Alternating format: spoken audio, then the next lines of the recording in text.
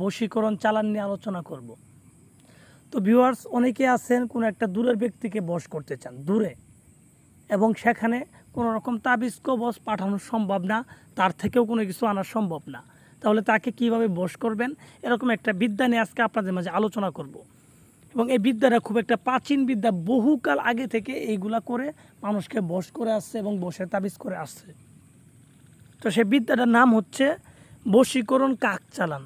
একটা কাক চালানের মাধ্যমে একজন ব্যক্তিকে বশ করা, তাও মাত্র 3 দিনের ভিতরে তাকে হাজির করা, আপনার কাছে হাজির করা। এবং সেই ব্যক্তি যত দূরে থাকুক না কেন, পৃথিবীর ভিতরে যে কোনো জায়গায় থাকুক না কেন, তাকে কিন্তু আপনি এই কাক চালানের মাধ্যমে বশ করতে পারবেন। এর জন্য বলছি, বিশেষ করে যারা দূরের ব্যক্তিকে বশ করতে চান, তারা যদি আমার এই তাবিজটা করেন তাহলে খুব উপকার পাবেন, আশা করি খুব উপকার পাবেন। এবং এটাতে কাজ করলে কাজ হবে, এই বিষয়ে আমি 100% আপনাদের আমি গ্যারান্টি দিয়ে দিব। কারণ এটা আমার নিজের পরীক্ষিত বিদ্যা, এগুলোর মাধ্যমে বহু কাজ করছি আমি, বহুত কাজ করছি এই জীবনে এই তাবিজটা দিয়ে। যদি আপনারাও সঠিকভাবে করতে পারেন তাহলে আপনারাও করতে পারবেন। ঠিক আছে, কোনো একটা ব্যক্তিকে বশ করার জন্য, বাধ্য করার জন্য, দাসী করার জন্য, ঠিক আছে, এটা করতে পারবেন একজন বিবাহিত, অবিবাহিত ছেলে মেয়ে উভয়ের ক্ষেত্রে। বিবাহিত ছেলে মেয়ের জন্য করতে পারবেন, অবিবাহিত ছেলে মেয়ের জন্য করতে পারবেন। ঠিক আছে, এটা ছেলেও করতে পারবেন, মেয়েও করতে পারবেন, সমস্যা নাই। যাই করেন না কেন, কথা হচ্ছে আপনি সঠিকভাবে প্রয়োগ করবেন। ঠিক আছে, সঠিকভাবে প্রয়োগ করলে আপনার কাজ হয়ে যাবে 100%। তারপর আপনি নিচে লিখবেন যে মেয়েকে বশ করতে চান সেই মেয়ের নাম এবং সেই মেয়ের মায়ের নাম, তারপর প্লাস আপনার নাম, আপনার বাবার নাম। এই নামগুলো অবশ্যই সুন্দরভাবে লিখে দিবেন এবং সঠিকভাবে লিখে দিবেন। 2টা তাবিজ যে লিখলেন, 2টাতে আপনি এই নামগুলো লিখে দিবেন।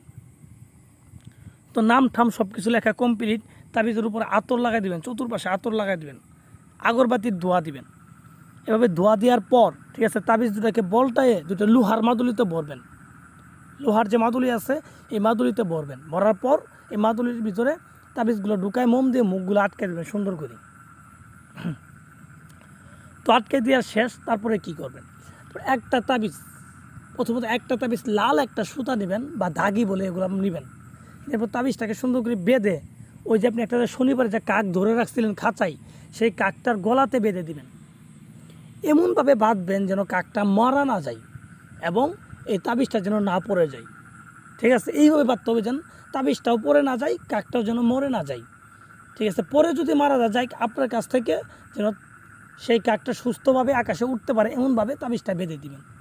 তো বেঁধে দেওয়ার পর সেই কাকটাকে আপনি ছেড়ে দিবেন। এটা কিন্তু রবিবারের দিনে করতে পারেন, কাকটাকে আপনি ছেড়ে দিবেন।